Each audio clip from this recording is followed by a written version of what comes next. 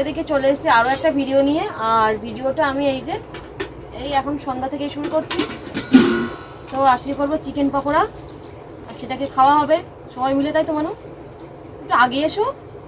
মানু আমার একটা কাজে সাহায্য করে দিচ্ছে, ও রসুনগুলো ছাড়াচ্ছে বসে বসে। কেন চিকেন পকোড়াটা খেতে ওর পছন্দ, ওই জন্য একটু কষ্ট করছে আর কি। কষ্ট করছো?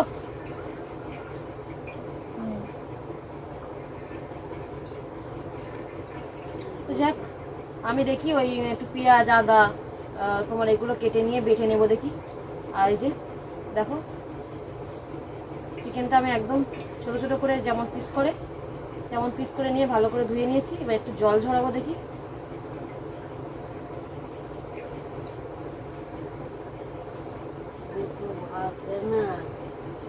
বন্ধ কর, কোনটাকে নিয়ে। তো এদিকে দেখো, এই যে এখন তোমার হলো চিকেনগুলো একটা বাটির মধ্যে নিলাম, আর নিয়ে এখন এই যে একটা লেবু দিলাম, আর দিয়ে তোমার আদা রসুন অল্প করে যেটা বেটে নিয়েছিলাম সেটাও দিয়ে দিয়েছি, আর একটু তেল দিয়ে দিয়েছি।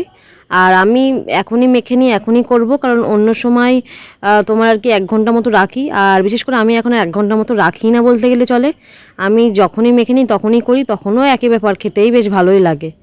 মেন মশলা মাখানোর কাছে সব কিছু আর কি।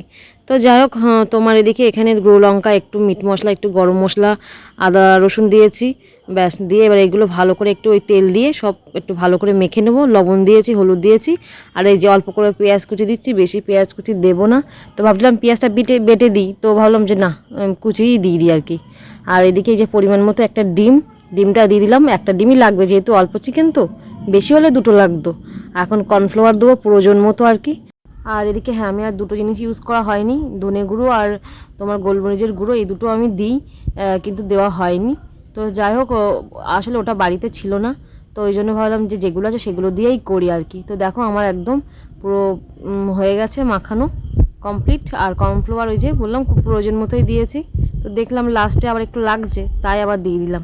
তো যাই হোক, কড়াও আমি ওইদিকে বসিয়ে দিয়েছি। তো চলো এবার ঝটপট আমি ভেজে নেব। তো এদিকে এই যে কড়ার দেখো আমার তেল গরম হয়ে গেছে। তো একে একে সবগুলো আমি এই যে পকোড়াগুলো বেশ সুন্দর করে সাজিয়ে দেব কড়াইয়ের মধ্যে। আর প্রত্যেকটা এরকম আমি ভালো করে ভেজে আমি তুলে নেব।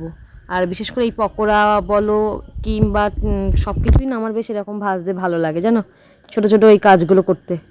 অনেকে হয়তো অসহ্য লাগে, কিন্তু আমার বেশ ভালো লাগে। তো যাই হোক, দেখো এগুলো অনেকটাই প্রায় বলতে গেলে হয়ে এসছে। তো এবার প্রত্যেকটা ওরকম করে করে নিয়ে ব্যাস আমি নামিয়ে নেব।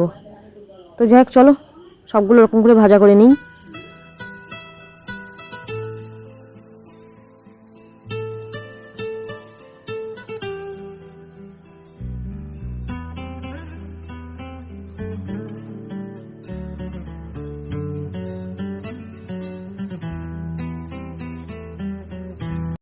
তো এদিকে দেখো সবগুলো পকোড়া আমার ভাজা হয়ে গেছে, দেখতেই পাচ্ছ। একটা ছোট্ট প্লেটে নামিয়ে নিয়েছি, কারণ যেহেতু অল্প চিকেন তো অল্প তো হবেই, তো এগুলোই আমরা সবাই মিলে ভাগ করে খাবো। আর এদিকে এই যে দেখো ভেতরটা কি সুন্দর হয়ে গেছে, কোনো ছিবড়ে না, কোনো কিচ্ছু না। তো যাই হোক, এই যে একটা প্লেটের মধ্যে সস নিয়ে নিয়েছি, আর আমরা খাবো। আর এদিকে ভাইদের জন্য রেখে দেবো, যেহেতু ওরা বাড়িতে নেই ওই জন্য আর কি। তো যাই হোক, এদিকে এখন আমরা এবার সবাই মিলে খাবো।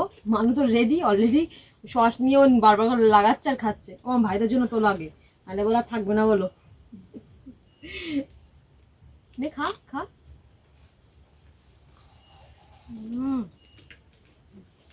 ভালো, খুব ভালো না? এগুলো হলে ভাত খাওয়া লাগে না, দুবার হয়ে যাবে তো। ও ছোপ মারবে।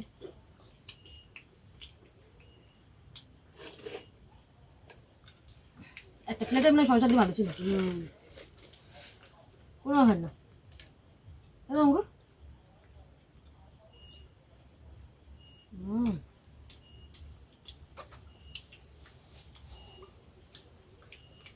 ভাইরা কোনোবারে গরম গরম খায় না, ঠান্ডা বাড়ি থাকে না তো। আর গরম গরম ভালো লাগে না মানু। আমার দিদি সব ছেড়ে যাচ্ছে, এই মরেছে তাই তো। তো এদিকে দেখো আমরা এই যে একদম সন্ধ্যাবেলায় গরম গরম পকোড়া খাচ্ছি। ঠান্ডা ঠান্ডা হবে না, আমরা এবার এগুলো করে নিয়ে কিছুটা বাসন ছিল সেগুলো মাজা ঘষা করছিলাম, ওই ঠান্ডা হয়ে গেছে। তো গরমই আছে, একেবারে ঠান্ডা হয়নি। একটু নাও মা, তুমি নাও। সস দিয়ে বেশি ভালো লাগে খেতে, না মানু?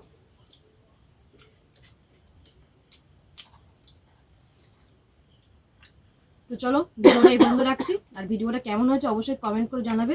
তো চলো আজকে মতো টাটা, গুড নাইট তোমাদের সবাইকে। টাটা, গুড নাইট তোমাদের সবাইকে। দিদা টাটা দাও। দিদা টাকা দাও, দিদা খাচ্ছে এখন। আমার হাত বন্ধ হয়ে গেছে। মার দাও টাটা। টাটা। গুড নাইট বলো। টাটা, গুড তোমার নাইট শেখাচ্ছি, তুমি বলো। সবাইকে। তুমি বলো।